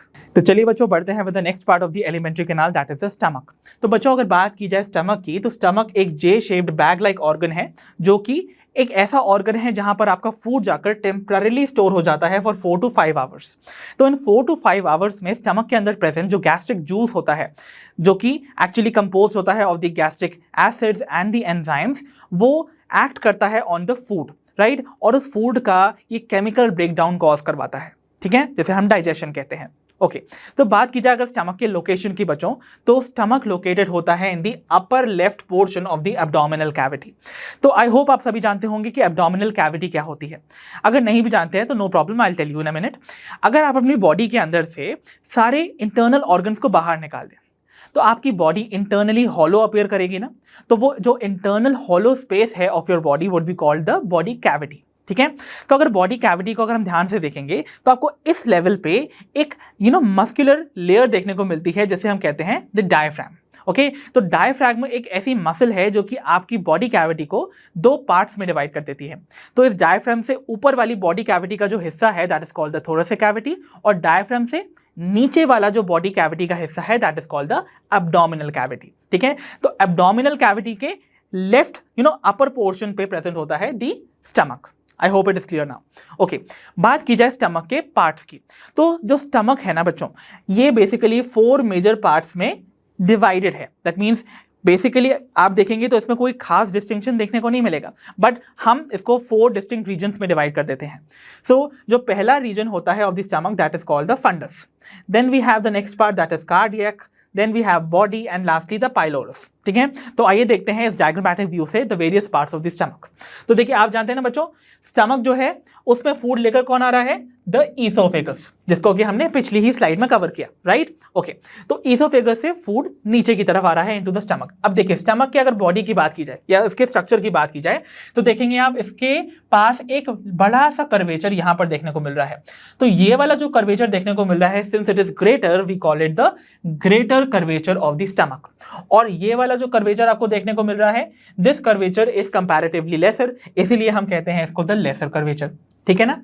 Okay, अब stomach के various parts देख लेते हैं। तो स्टमक का जो पहला पार्ट है जो कि आपको ये टिप वाले रीजन में देखने को मिल रहा है, और द एपाइकल रीजन में we call it the fundus, और मोस्टली यहां पर ना गैस फिल रहती है, ठीक है। देन आपको एक ये जो मेन पार्ट देखने को मिल रहा है of the stomach, this is called the body. So this is the body of the stomach, fine. Okay, और एक ऐसा हिस्सा भी है स्टमक का जो कि बहुत क्लोजली सिचुएटेड है टू द हार्ट, ओके, और उस पार्ट ऑफ द स्टमक को हम कहते हैं the cardia. So this region जो कि डायरेक्टली देखिए आप ईसोफेगस के जस्ट सामने प्रेजेंट है, और अगर इसकी एक्चुअल एनाटॉमिकल पोजीशन देखी जाए तो ये प्रेजेंट होता है closer to the heart, and that is why इसको हम बुलाते हैं कार्डिया, ठीक है। तो कार्डिया आपका ये वाला पोर्शन है जो कि ईसोफेगस के जस्ट सामने प्रेजेंट है, इसीलिए ईसोफेगस के एंड पर, और आप कह सकते हो कार्डिया के जंक्शन पर, आपको देखने को मिलती है आपके ईसोफेगस की sphincter muscle, which is called the lower oesophageal sphincter, because वो ईसोफेगस के लोअर पोर्शन पे प्रेजेंट है। और सिंस ये जो स्फिंक्टर मसल है it is very close to the cardia part of the stomach, we even call this sphincter as the cardiac sphincter, ठीक है। So this is also called the cardiac sphincter, fine. तो ये हो गया था cardia part. तो 3 part हमने cover कर लिए। अब बचता है हमारा last part of the stomach. ये जो last part of the stomach होता है we call it the pylorus, ठीक है। और पाइलोरस जो है ये कनेक्ट करता है the stomach to the next part of the alimentary canal that is small intestine, और स्मॉल इंटेस्टाइन के भी पहले पार्ट को जैसे हम कहते हैं डुओडेनम। तो डुओडेनम और पाइलोरस के बीच में आपको अगेन एक सर्कुलर मसल देखने को मिलेगी which is going to be called the pyloric sphincter, ठीक है। तो sphincter muscles always remember they are going to be circular as well as involuntary, वो आपके कंट्रोल में नहीं होती हैं, फाइन। ओके, सो ये तो थे द बेसिक पार्ट्स। नाउ अब अगर मैं बात करूं, देखिए स्टमक आप जानते हैं ये पार्ट होता है of the alimentary canal itself, है ना। और एलिमेंट्री कैनाल के वेरियस पार्ट्स में हमने पढ़ा था उनकी जो वॉल होती है वो कंपोज होती है कुछ लेयर्स की, ठीक है ना। तो सिंस ये भी एलिमेंट्री कैनाल का हिस्सा है तो इसमें भी आपको मेजॉरिटी जो कॉम्पोजिशन है of the alimentary canal wall वो सेम देखने को मिलेगा। तो स्टमक की वॉल में भी वही सारी लेयर प्रेजेंट होगी but with some modifications. Like I had told you, जो म्यूकोसा होती थी ना, that is the inner most layer of the alimentary canal, यहां पर स्टमक के केस में वो कुछ इस तरीके के इररेगुलर ट्रांसवर्स फोल्ड्स बनाती है। तो आपको जो ये फोल्ड्स देखने को मिल रहे हैं ना, जब आपका स्टमक एम्प्टी रहता है, ओके, तब ये फोल्ड्स बहुत क्लियरली विजिबल होते हैं। सो ये जो इररेगुलर ट्रांसवर्स फोल्ड देखने को मिलेंगे inside the stomach when it is empty would be called the rugae. ठीक है, तो ये है the rugae of the stomach, और ये बेसिकली क्या है, they are going to be the transverse folds जो कि आपको एम्प्टी स्टमक में देखने को मिलते हैं, and they are modifications of what, the mucosa. Okay, so यहां पर मैं लिख देता हूं, they are modifications of mucosa, right. Okay, then एक और इंपॉर्टेंट चीज, एक और आपको डिस्टिंक्ट डिफरेंस देखने को मिलता है between the wall of the alimentary canal of the other parts और स्टमक की वॉल में। तो देखिए, स्टमक की वॉल में भी जो मस्क्यूलरिस लेयर होती थी, that is the second layer from the outside. Muscularis के केस में आप जानते थे, हमने पढ़ा हुआ था, वो दो लेयर्स में डिवाइडेड होती थी। तो मस्क्यूलरिस की जो आउटर लेयर होती थी ना, वो लॉन्गिट्यूडनल मसल से मिलकर बनती थी, वाइल जो इनर लेयर होती थी वो सर्कुलर मसल से मिलकर बनती थी, राइट। तो आउटर आपको लॉन्गिट्यूडनल तो देखने को मिल रही है और सर्कुलर भी देखने को मिल रही है inner to the longitudinal muscle, but circular layer के नीचे और आपके सब म्यूकोसा के ऊपर आपको बीचों बीच एक और लेयर देखने को मिलेगी of the muscle which is called the oblique layer. तो आपको ऑब्लिक लेयर ऑफ मसल्स भी देखने को मिलती है इन द स्टमक, जो कि अगेन एक डिफरेंट मॉडिफिकेशन है in the wall composition of the alimentary canal, जो कि सिर्फ स्टमक में देखने को मिलता है। तो I hope the basic introduction to the stomach is very clear to all of you. आइए कुछ और डिटेल्स देखने की कोशिश करते हैं अबाउट दिस ऑर्गन। तो बच्चों, स्टमक की वॉल की जो इनर लाइनिंग होती है ना, उसमें आपको कुछ गैस्ट्रिक ग्लैंड्स भी देखने को मिलती हैं। तो बच्चों, स्टमक की जो वॉल होती है उसकी इनर लाइनिंग को कौन फॉर्म करता था, द म्यूकोसा लेयर, याद है ना। तो यहां पर जिस लेयर की बात की जा रही है of the stomach wall, that would be the mucosa. तो आपको याद है ना, यही वो म्यूकोसा थी जो कि इररेगुलर ट्रांसवर्स फोल्ड्स फॉर्म करती थी इन द स्टमक वॉल जब वो एम्प्टी होता है, which were called the rugae, right. यही म्यूकोसा जब वो इररेगुलर फोल्ड्स फॉर्म कर रही होती है ना, तो उसके कुछ सेल्स ऐसे अंदर की तरफ जब इनवैजिनेट करते हैं, they are glandular in nature, और वो सिक्रीट करते हैं कुछ सिक्रीशंस को, and they form the digestive glands called the gastric glands. ठीक है, तो यानी कि ये जो आपको ग्लैंड्स देखने को मिल रही हैं, they are going to be composed of certain cells जो कि कुछ सिक्रीटरी नेचर पोजेस करते हैं। तो आइए थोड़ा जूम इन करके देखते हैं कि कितने टाइप के सेल्स आपको यहां पर देखने को मिलेंगे। सो यहां अगर आप जूम इन करके देखते हैं तो आपको सरफेस पे कुछ म्यूकस सिक्रेटिंग सेल्स देखने को मिलते हैं, that are called the surface mucous cells, जो कि इवन प्रेजेंट होते हैं in the neck of these digestive glands और द गैस्ट्रिक ग्लैंड्स। तो इस पर्टिकुलर टाइप के सेल्स को हम कहेंगे द म्यूकस नेक सेल्स। दोनों ही टाइप के जो म्यूकस सेल्स हैं, they are going to be secreting the mucin. ठीक है, तो म्यूसिन बेसिकली क्या है, ये एक एल्कलाइन ग्लाइकोप्रोटीनेशियस सब्सटेंस है।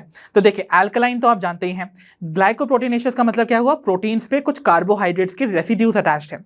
सो ये ग्लाइकोप्रोटीनेशियस है, साथ ही साथ एल्कलाइन क्यों है, बिकॉज आप जानते हैं स्टमक के अंदर प्रेजेंट होता है हाइड्रोक्लोरिक एसिड, है ना। तो आपके स्टमक की वॉल को उस एसिड के इफेक्ट से बचाने के लिए ये एल्कलाइन सब्सटेंस यानी कि म्यूसिन बचाता है आपके स्टमक की वॉल को। ठीक है, okay, then we have the next type of cells which are called the parietal cells। तो ये देख रहे हैं parietal cells, या even हम इनको बुलाते हैं the oxyntic cells।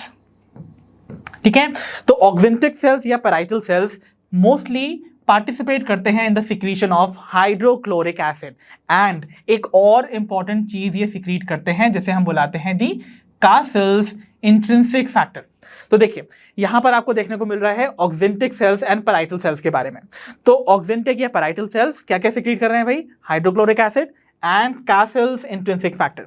तो बच्चों, ये जो कासल्स इंट्रिंसिक फैक्टर है ना, this is very very important for the absorption of vitamin B12, right. तो this is going to be important in absorption of vitamin B12, जो कि बहुत इंपॉर्टेंट होता है for the maturation of RBCs। Okay, so this is required for maturation of RBCs और we even call RBCs as the erythrocytes, ठीक है। तो अगर आपके बॉडी में ये कैसल्स इंट्रिंसिक फैक्टर नहीं प्रेजेंट होगा, दैट मींस विटामिन B12 का अब्जॉर्प्शन रुक जाएगा बॉडी के अंदर, इजंट इट। ब्लड में अगर विटामिन B12 प्रेजेंट नहीं होगा तो जो रेड ब्लड सेल्स है ना वो मैच्योर नहीं होंगे, और इस केस में आपके जो रेड ब्लड सेल्स हैं वो फ्रेजाइल रहेंगे, वो इजीली डैमेज हो जाया करेंगे, जिसकी वजह से आपके बॉडी में एक एनीमिक कंडीशन अराइज करती है जिसे हम बुलाते हैं पर्नीशियस एनीमिया। तो पर्नीशियस एनीमिया का जो इनडायरेक्ट कॉज है that could be the lack of Cassell's intrinsic factor, okay, जिसको सिक्रीट कौन करता था? The parietal और the oxyntic cells। तो वेरी वेरी इंपॉर्टेंट है ये Cassell's intrinsic factor का role, remember this.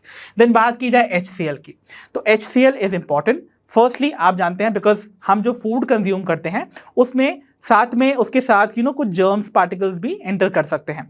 For them to kill आपको HCl या एसिडिक कंडीशन मेंटेन करनी है, जो कि प्रोवाइड करता है दी HCl इटसेल्फ। तो HCl आपके जर्म्स को किल भी कर देता है, जो कि प्रेजेंट होता है अलॉन्ग विद द फूड। साथ ही साथ HCl is also going to act as an activator of certain enzymes, okay. तो स्टमक में प्रेजेंट कुछ ऐसे एंजाइम जो कि इनएक्टिव फॉर्म में है, उनका एक्टिवेशन कॉज करवाता है ये HCl। फाइन, कौन से हैं वो एंजाइम्स, वो हम अभी देखने वाले हैं इन अ मिनट, ठीक है। देन नेक्स्ट टाइप के जो सेल्स आपको देखने को मिलेंगे in the gastric glands are going to be the chief cells, okay. तो चीफ सेल्स या फिर इनको हम पेप्टिक सेल्स भी बुलाते हैं, तो we even call these as the peptic sales.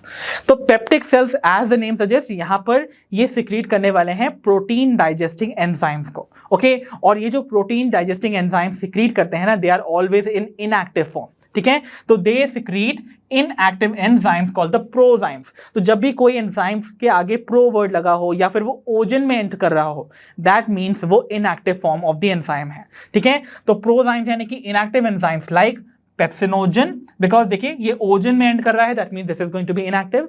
And the second type of enzyme would be the prorennin, okay. तो प्रोरेनिन में एक चीज पे आप फोकस कीजिए, यहां पर डबल एन आ रहा है, ओके।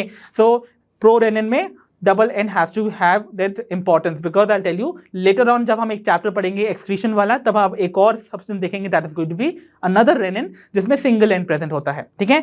तो यहां पर आपको याद रखना है this is going to be a protein digesting enzyme जो कि चिल्ड्रन में पाया जाता है, ठीक है। तो पेप्सिनोजन एंड प्रोरेनिन नाम के प्रोजाइम्स को सिक्रीट करते हैं दीस पेप्टिक और the chief cells, fine, okay. और ये जो प्रोरेनिन है ना, ये आपको चिल्ड्रन में इसलिए देखने को मिलता है बिकॉज ये वो पर्टिकुलर एंजाइम है जो कि मिल्क में प्रेजेंट जो प्रोटीन होता है which is called the casein, उसके डाइजेशन में हेल्प करता है। तो चिल्ड्रन और the infants are going to mostly possess this prorennin, but later on when ये चिल्ड्रन जो है वो मिल्क कंजम्पशन छोड़ के नॉर्मल डाइटरी फूड लेने लगते हैं, तब इस एंजाइम का सिक्रीशन बंद हो जाता है, ओके। और चिल्ड्रन में आपको इवन गैस्ट्रिक लाइपेज नाम का ये एंजाइम भी सिक्रीट करता हुआ नजर आता है from these peptic cells only, ठीक है। तो गैस्ट्रिक लाइपेज यूजुअली अडल्ट्स के केस में ज्यादा फंक्शनल नहीं होता है, लाइपेज मतलब लिपिड्स की डाइजेशन करवाने वाला एंजाइम, तो ये अडल्ट्स के केस में ज्यादा फंक्शनल नहीं है, बट चिल्ड्रन के केस में ये फंक्शनल इसलिए होता है बिकॉज उनके पैनक्रियाज कंप्लीटली डेवलप नहीं होते हैं, because most of the lipid digestion जो आपकी बॉडी में होता है ना, वो पैंक्रियाटिक लाइपेज की मदद से होता है। बट सिंस चिल्ड्रन के केस में या इन्फेंट्स के केस में वो पैनक्रियाज कंप्लीटली डेवलप नहीं होती हैं, तो ये गैस्ट्रिक लाइपेज अपना फुल्ली फंक्शनैलिटी गेन करता है और लिपिड्स का डाइजेशन कराता है in those infants, okay. So I hope the basic type of cells जो कि फॉर्म करते हैं the gastric glands are very clear, और उनके फंक्शंस भी। तो याद रखिएगा, mucous neck cell they secrete mucus, oxyntic or parietal cells they secrete the Cassell's intrinsic factor and the HCl, and the peptic cells or the chief cells जो कि secrete करते हैं प्रोजाइम्स like the pepsinogen and the prorenin, okay। इसी के साथ साथ कुछ endocrine cells भी आपको देखने को मिलेंगे in the gastric glands। For example, they are going to be G cells, okay। तो G cells जो हैं they are going to be something like this। तो ये जो G cells हैं they are going to secrete gastrin hormone। तो gastrin hormone देखो endocrine cells हैं, सो इनके सिक्रीशन को हम हॉर्मोन्स बुलाते हैं, ठीक है। तो जी सेल्स जो गैस्ट्रिन हार्मोन सिक्रीट करते हैं ना, ये बेसिकली गैस्ट्रिक जूसेस और HCl के सिक्रीशन को प्रमोट करता है। तो it stimulates gastric juices and HCl production. तो इस बात को मैं मेंशन कर देता हूं। So it stimulates HCl and gastric juice secretion, अब आप बोल रहे होंगे कि ये गैस्ट्रिक जूस क्या होता है? तो ये जो आपके वेरियस टाइप के सेल्स से सिक्रीट हो रहे सब्सटेंस है ना, that is mucus, HCl, Castle's intrinsic factor, pepsinogen, prorennin along with water, they all are going to be present inside the stomach. जब ये सब सिक्रीट हो जाते हैं so they form the gastric juice, right? तो the secretion of all these cells together are called the gastric juice, और simply आप कह सकते हो gastric glands की secretion को हम gastric juice बुलाते हैं, ठीक है? और इनमें ये सारे फैक्टर्स प्रेजेंट होंगे, ओके फाइन। तो गैस्ट्रिक जूस और HCl के सिक्रीशन को प्रमोट या फिर स्टिमुलेट कौन करते हैं? The G cells by secreting a hormone that is called the gastrin. Lastly, we have another type of cells which are called the Argenteufen cells, जो कि सिक्रीट करते हैं 5-HT. अब ये 5-HT क्या है? This 5-HT stands for 5-hydroxytryptamine. Okay तो ये जो 5-हाइड्रोक्सीट्रिप्टामाइन है ना, ये लेटर ऑन जाके कन्वर्ट हो जाता है इनटू सेरोटोनिन। ओके तो ये सेरोटोनिन में कन्वर्ट हो जाता है and this serotonin is basically a vasoconstrictor. ये ब्लड वेसल्स की कॉन्स्ट्रिक्शन कॉज करता है, increasing the blood pressure. So I hope now you got the various type of cells जो कि आपके गैस्ट्रिक ग्लैंड्स में प्रेजेंट होते हैं और उनके क्या फंक्शंस हैं। तो चलिए बच्चों बढ़ते हैं towards the next part of the alimentary canal, that is the small intestine. तो बच्चों अगर बात की जाए स्मॉल इंटेस्टाइन की, तो ये एक लॉन्ग ट्यूबुलर स्ट्रक्चर है जो कि 3 डिस्टिंग्विश्ड रीजन्स में डिवाइडेड होता है। तो कौन कौन से हैं वो 3 पार्ट्स? तो देखिए सबसे पहला पार्ट होता है स्मॉल इंटेस्टाइन का, दैट इज कॉल्ड डुओडेनम, और ये होता है एक सी शेप्ड पोर्शन, ठीक है? तो ये जो सी शेप्ड पार्ट होता है ना ऑफ द स्मॉल इंटेस्टाइन, ये अराइज करता है फ्रॉम द स्टमक इटसेल्फ। तो अगर आप स्टमक से देखेंगे तो आपको ये कुछ ऐसा स्ट्रक्चर जो सी शेप नजर आ रहा है, this structure is going to be called the duodenum. Fine, okay. तो ये जो डुओडेनम है ना, इसकी क्या खासियत है? ये बेसिकली आपके स्मॉल इंटेस्टाइन का सबसे ब्रॉडेस्ट और शॉर्टेस्ट रीजन होता है, ठीक है? और यहीं पर आकर आपकी बाइल डक्ट और पैनक्रियाटिक डक्ट ओपन करती हैं और अपना सिक्रीशन पोर करती हैं। Fine, okay. Then we have the next part of the small intestine that is called jejunum. तो जेजुनम जो है ये मिडिल पोर्शन होता है ऑफ द स्मॉल इंटेस्टाइन, जो कि लॉन्ग भी है और कॉइल्ड भी है, right? Then it is also supplied with a lot of blood vessels. तो ये हाईली वैस्कुलराइज्ड पोर्शन है ऑफ द स्मॉल इंटेस्टाइन। और इसमें इतनी सारी ब्लड वेसल्स होती क्यों हैं? बिकॉज डाइजेशन के बाद, यानी कि फूड्स के जो न्यूट्रिएंट्स हैं उनके ब्रेकडाउन के बाद उनका अब्जॉर्प्शन होता है ना इन द स्मॉल इंटेस्टाइन, तो उनको अब्जॉर्ब करने के लिए that is why they are supplied with a lot of blood vessels. So they are supplied with a lot of blood vessels for nutrient absorption, ठीक है? Then we have the third part of the small intestine which is called the ileum. तो ileum क्या है बच्चों? Ileum आपके small intestine का सबसे longest, narrowest और हाईली कॉइल्ड पोर्शन होता है। फाइन, सो देखिए आपको सेंट्रली जो रीजन देखने को मिला दैट वाज द जेजुनम। तो आपका बीच वाला जो पोर्शन है दैट इज जेजुनम, और लास्ट वाला जो पोर्शन होता है this portion would be called the ileum. तो इलियम में अगर आप ध्यान से देखेंगे this is going to be the longest, narrowest and highly coiled portion, और यहीं पर आपकी डाइजेशन प्रोसेस और अब्जॉर्प्शन प्रोसेस कंप्लीट हो जाती है। फाइन, और यहां पर इस इलियम में आपको कुछ लिम्फॉइड टिश्यूज का एक्यूमुलेशन देखने को मिलता है, और उसको हम बुलाते हैं द पेयर्स पैचेस। तो पेयर्स पैचेस क्या है? It is the patches of some lymphoid tissue जो कि आपको इलियम में देखने को मिलता है, okay? And this ileum opens into the large intestine first part, जिसे हम क्या बुलाते हैं? लार्ज इंटेस्टाइन का पहला पार्ट होता था सीकम, राइट? तो इस इलियम और सीकम के बीच पर, उनके जंक्शन पे आपको एक वाल्व देखने को मिलेगा which is called the ileocaecal valve. तो ये बात भी आप याद रखिएगा, ठीक है? तो I hope the various parts of the small intestine is very clear. आइए कुछ और इंपॉर्टेंट पॉइंट्स हम जान लेते हैं रिगार्डिंग द स्मॉल इंटेस्टाइन। तो बच्चों स्मॉल इंटेस्टाइन की इनर लाइनिंग पर आपको ना कुछ फिंगर लाइक प्रोजेक्शन देखने को मिलते हैं जिन्हें हम बुलाते हैं द विलाई, राइट? तो विलाई बेसिकली क्या है? कुछ फिंगर जैसे प्रोजेक्शंस हैं जो आपको इंटेस्टाइन की इनर लाइनिंग में देखने को मिलेंगे। तो अगर मैं आपको स्मॉल इंटेस्टाइन का एक सेक्शन दिखाऊं, सो लेट्स सी दिस। तो अगर आप इसकी इनर लाइनिंग को देख रहे हैं तो देखिए ये कैसे number of finger like projections में इनफोल्डेड है। सो ये जो आपको फिंगर लाइक प्रोजेक्शंस अंदर की तरफ देखने को मिल रहे हैं facing the lumen is going to be called the villi, right? तो these villi अगर हम इनको जूम करके देखेंगे तो they will appear like this, right? तो आपको कुछ ऐसे finger like projections देखने को मिल रहे हैं, right? So these are the intestinal villi. Okay, जिसका कि सिंगुलर क्या होता है, इसका सिंगुलर टर्म इज विलस। ठीक है, ओके तो भाई ये विलाई या फिर ये जो विलस हैं ये आखिर फॉर्म क्यों होते हैं? बेसिकली स्मॉल इंटेस्टाइन का फंक्शन क्या है, यहाँ पर डाइजेशन तो होता ही है बट मोस्टली यहाँ पर अब्जॉर्प्शन होता है ऑफ द न्यूट्रिएंट्स। तो ये जो विलाई या विलस हैं ये इंक्रीज कर देते हैं the surface area of the intestine many folds, जिसकी वजह से जो अब्जॉर्प्शन है वो मैक्सिमम हो सकता है in this part of the alimentary canal. That is why जो विलाई हैं they are responsible for increasing the surface area for the absorption process to occur. Fine? Okay. And मैंने आपको बताया ये जो finger like projections villi हैं they arise from the inner lining of the small intestine. ठीक है ना? अब आप जानते हैं small intestine is a part of your alimentary canal और हमने alimentary canal की histology भी पढ़ रखी है ना? तो आपको पता है ना एलिमेंट्री कैनाल का जो लूमेन है उसको सराउंड करती हुई सबसे क्लोजेस्ट लेयर फ्रॉम इनसाइड कौन सी होती है? That is mucosa, isn't it? तो बेसिकली ये जो विलाई आपको देखने को मिल रहे हैं ना ये आपकी म्यूकोसा लेयर का ही मॉडिफिकेशन है इन दी इंटेस्टाइन। ठीक है, तो ये जो इनर लाइनिंग की हम बात कर रहे हैं ना this is the mucosa layer of the alimentary canal, जिसका कि ये मॉडिफिकेशंस हैं दीज फिंगर लाइक प्रोजेक्शंस। तो याद है यही म्यूकोसा फॉर्म करते थे the irregular transverse folds in the stomach called rugae, और यही म्यूकोसा यहाँ स्मॉल इंटेस्टाइन में कुछ फिंगर लाइक प्रोजेक्शन फॉर्म कर रही हैं after modification which are called the villi.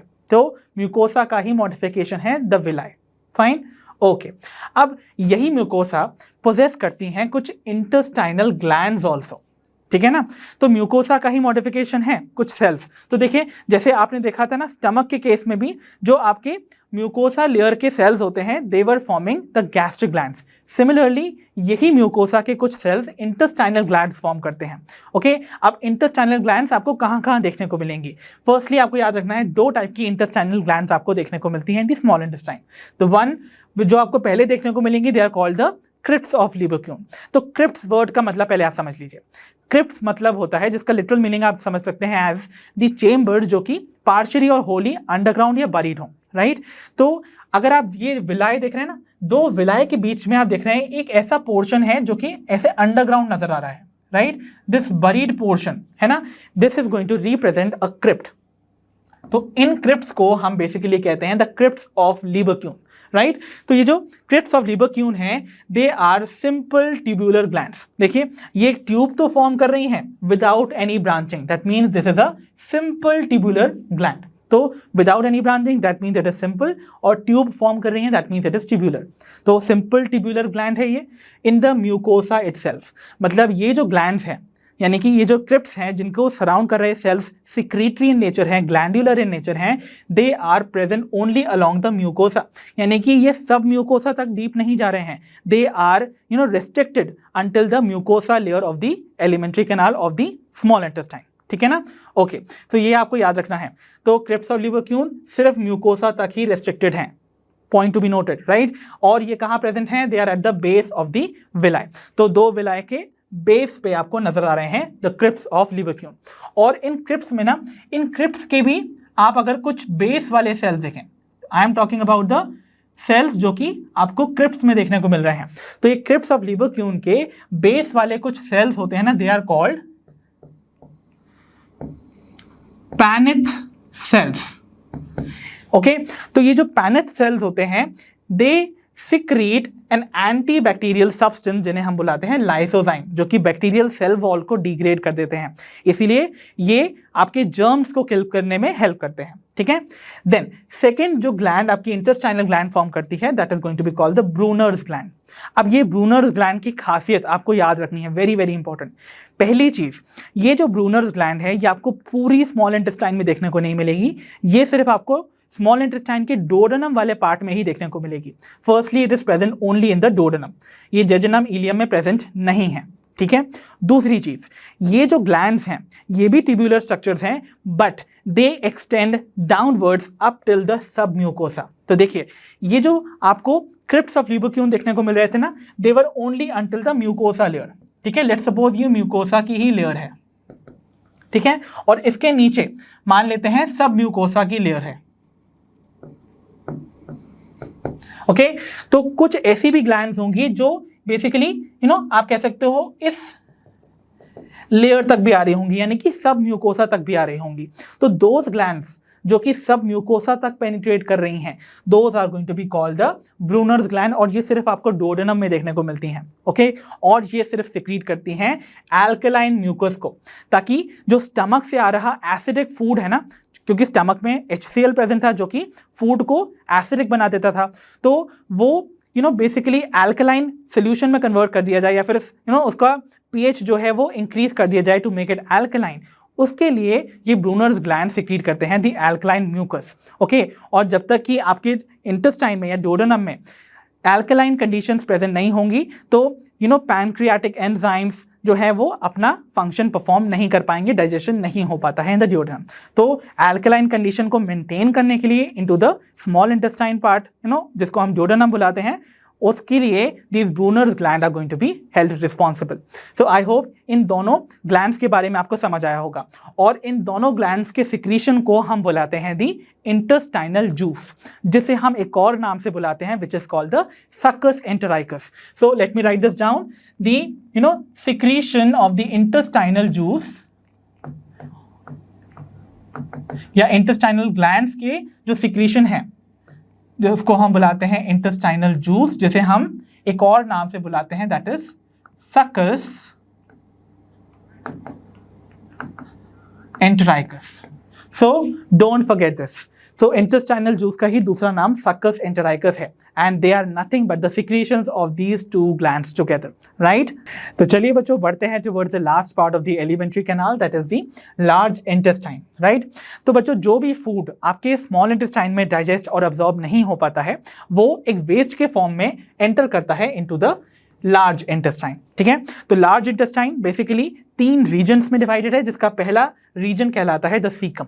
तो सीकम बेसिकली क्या है, ये एक ब्लाइंड सैक है। तो देखिए यहां पर आपको ये ब्लाइंड सैक की तरह नजर आ रहा जो पोर्शन है ना, the first part of the large intestine is called the caecum.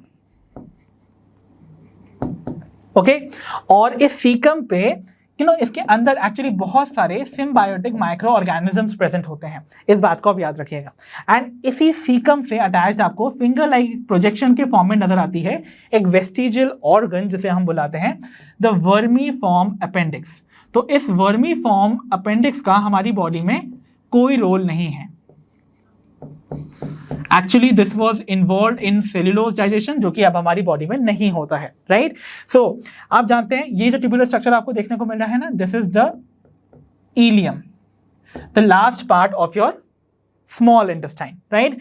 तो इलियम और सीकम के जंक्शन पे आपको एक वाल्व देखने को मिलता है। Okay, this valve is going to be called the ileocaecal valve, जो कि रेगुलेट करता है the entry of the food और the undigested waste from the ileum into the caecum, ठीक है। तो यहां पर आपको देखने को मिलेगा द इलियोसिकल वाल्व, ठीक है, at the junction of ileum and caecum. I hope it is clear now. Okay, then अब जो हमारा नेक्स्ट पार्ट है ऑफ द लार्ज इंटेस्टाइन, वो आपको ना मेजॉरिटी पोर्शन कवर करता हुआ नजर आ रहा है, राइट। तो देखिए ये आपको ना कुछ इस तरीके से नजर आएगा।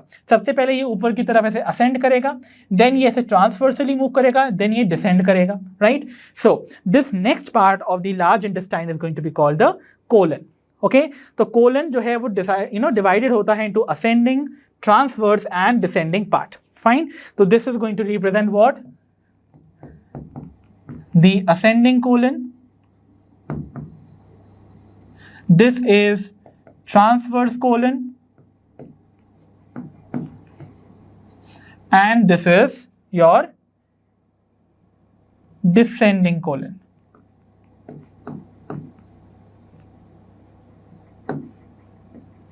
Okay, so this is the descending colon, fine. Okay, then अगर आप एक चीज नोट कर पा रहे हैं तो आप देखेंगे यहां पर पूरे कोलन वाले हिस्से में ना आपको ये बीच में एक डिप्रेशन सा देखने को मिल रहा है। ये जो ग्रूव फॉर्म हो रहा है ना, ये बनता है फ्रॉम सम लॉन्गिट्यूडनल मसल के क्लस्टर से, जिन्हें हम बुलाते हैं टीनिया कोलाई। ओके, तो टीनिया कोलाई क्या है, this is basically the cluster of some longitudinal muscles, जो कि आप देखेंगे इस सीकम और कोलन वाले पोर्शन को इस तरीके के बल्जेस में डिवाइड कर रहा है। देखिए कुछ आपको ऐसे बल्जेस देखने को मिल रहे हैं। These bulges are going to be called the haustra. Okay, so ये जो बल्जेस आपको देखने को मिल रहे हैं, these bulges are called haustra. Okay, fine.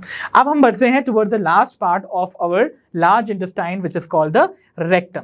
तो रेक्टम क्या है? This is the last part, right, जो कि आपको यहां पर नजर आ रहा है, दिस इज द रेक्टम। और रेक्टम में फाइनली जाकर आपका जो अनडाइजेस्टेड वेस्ट है, जो कि फीसिस के फॉर्म में बाहर आएगा, would be stored over here until it is released by an opening to the outside, जो कि कहलाती है द एनस। ठीक है, सो rectum stores the undigested food before defecation. Okay, so defecation मतलब basically fecal matter का removal होना, okay, and opens out through anus, which is an opening to the outside. So I hope now the various parts of the alimentary canal and their functions and their anatomy is very well clear to all of you. Now we will move on to the various associated digestive glands of the digestive system. Okay, तो बच्चों this was all for today from the chapter digestion and absorption. I hope आज के session में हमने जितने भी concepts cover किए वो आपको अच्छे से समझ आए होंगे। अब हम मिलेंगे अपनी नेक्स्ट वीडियो में। Until then आप अपना ध्यान रखिए, पढ़ते रहिए, और जैसा कि आप सभी जानते हैं लर्न हाउ फ्री है पर बेस्ट है।